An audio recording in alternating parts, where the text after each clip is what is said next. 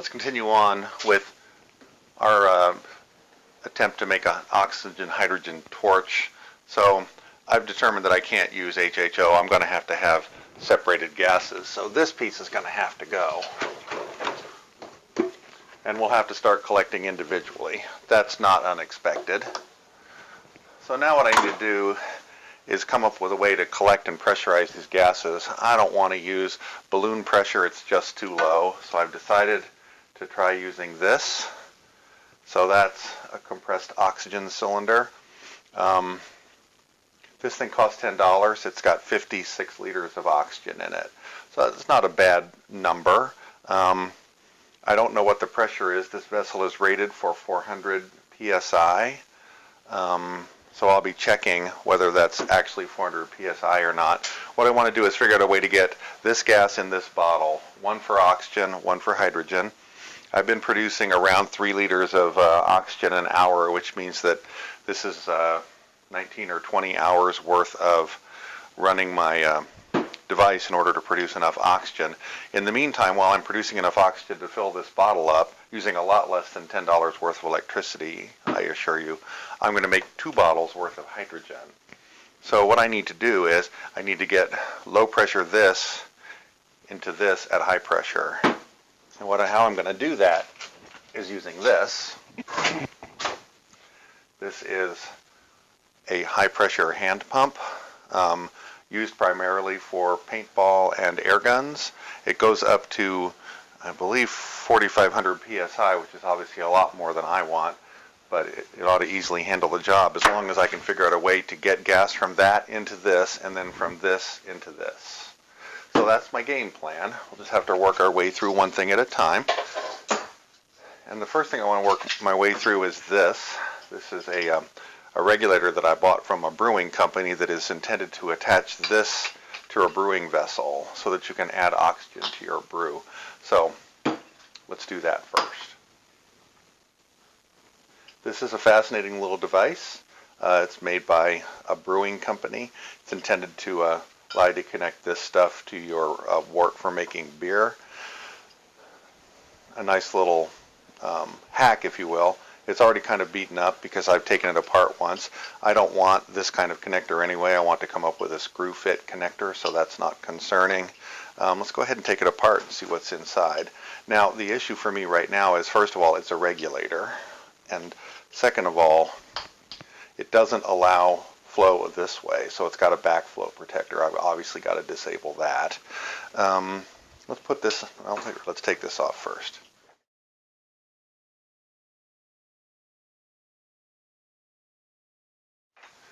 So let's take it apart. The components are relatively straightforward in here.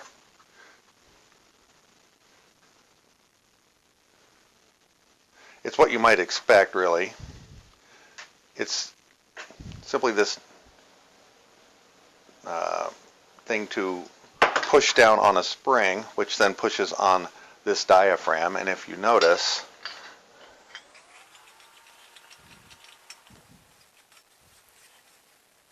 I can screw this directly on the bottle. It doesn't cause any loss of gas unless I push on the diaphragm with my finger. So the regulator is a relatively straightforward affair.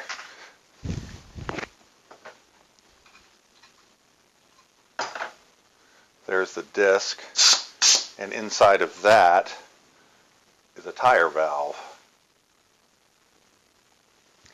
So what I need to do is I'm going to see if I can investigate what's on the other side of that tire valve.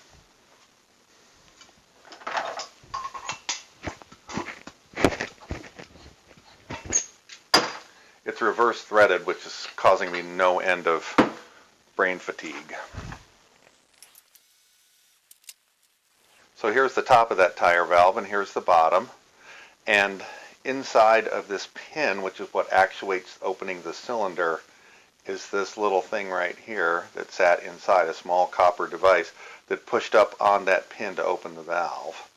So I'm thinking that is my backflow protection. If I take it out, I can probably reverse the flow through this device. Let's try that. I'm actually going to put the entire thing back together otherwise, because I think I can continue to use it as a valve and a regulator, but still be able to fill once I've removed that one item. Let's see if that's the case.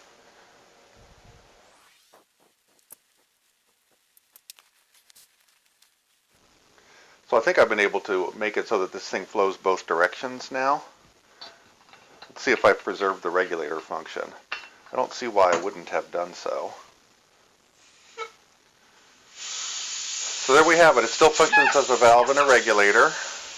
I believe I've removed the backflow protection. So my next maneuver then is going to be to get this thing to work with a standard screw connection, which means drilling that out and tapping it. I'm going to try to drill this out to accept this. There appears to be a fair amount of brass in this thing. I think I've got room. I do have to say, this is making me yearn for more than a hand drill, but one does with what one has. I'll just take it nice and slow.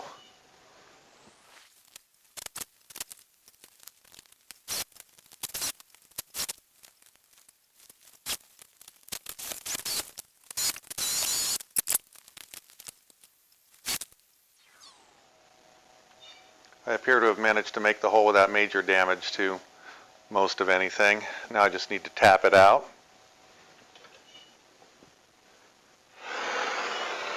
So I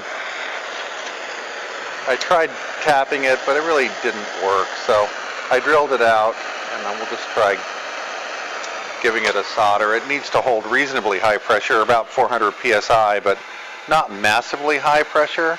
If this solder joint isn't good enough, then we'll probably talk about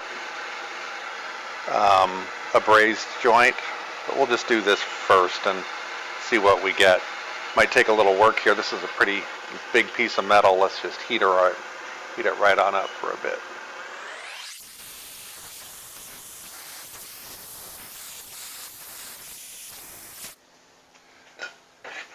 Here's my prototype regulator for refilling non-refillable bottles.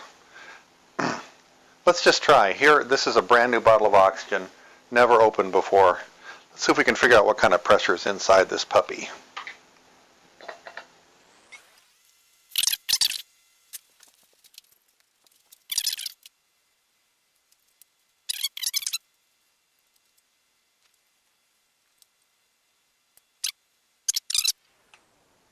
That's full open. 520 psi. Well, that's actually fairly impressive. That I wasn't expecting. Okay, well, good to know. 520 psi. This thing will hold 520. All right. Let's take an empty and see if we can refill it. So this is the last segment of the work on the high pressure side of this oxyhydrogen torch system. I need to find out if I can refill this cylinder or not. Go ahead and pop it onto my device here. I've got the regulator open, I've got the valve open, and this is a quick connect that goes on here to my high pressure pump. So we'll just put that baby right down there on the floor. We'll start pumping and see what we can do.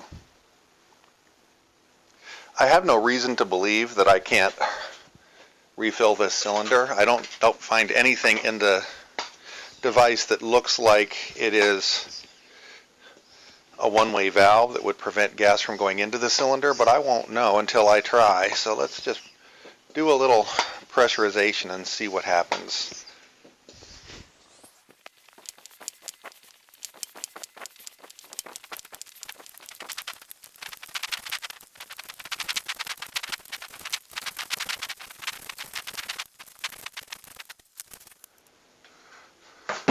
Whew, that was tough. I pumped it 100 times, pumped it up to 250 psi, which is 17 atmospheres. So 17 times 1075 equals 18.3 liters divided by 100. So each stroke is about 180 ml. This thing compresses on the upstroke as well as on the downstroke, which means you have to pull it up. Frankly, it's a complete pain in the ass. So I'm going to go ahead and finish pumping this thing up to 520. We're going to leave it overnight and see how it looks in the morning, whether or not it maintained pressure. That's going to be revelatory. But I did manage, obviously, to make the thing fill. As long as the thing will maintain pressure, I can use this as a storage vessel for my hydrogen and oxygen. So I'm going to go ahead and say we are done with the high pressure side of this system and call it an episode. So we will be back to work on the low pressure side, i.e. how do we get stuff out of my electrolysis unit and into the pump so we can take it from the pump and put it in the cylinder. Thanks very much for watching. Please feel free to like and subscribe, or don't if you don't want to. That's fine too. Tell your friends if you want. If they're not interested, I'm not offended. Anyway, that's about all I got for this one. Thanks very much and have a great day. I tried to pump it up to 520, but my back was just killing me, so I quit at 480. Then I left it overnight, actually, for I believe about 28 hours. Came back and it's at 465. I had actually taken the gauge off and put it back on, so I probably lost a little pressure there. So I feel pretty good about the ability of the cylinder to maintain pressure. Oh my, get out of the way, please. It's burning, bursting into flames, and it's falling on the boiling beds, and all the folks believe that this is terrible. This is one of the worst catastrophes in the world. Oh, it's like 400 or 500 feet into the sky, and it's a terrific crash, ladies and gentlemen. The smoke and the flames now, and the flame is rising to the ground, not quite to the mooring mast. Oh, the humanity.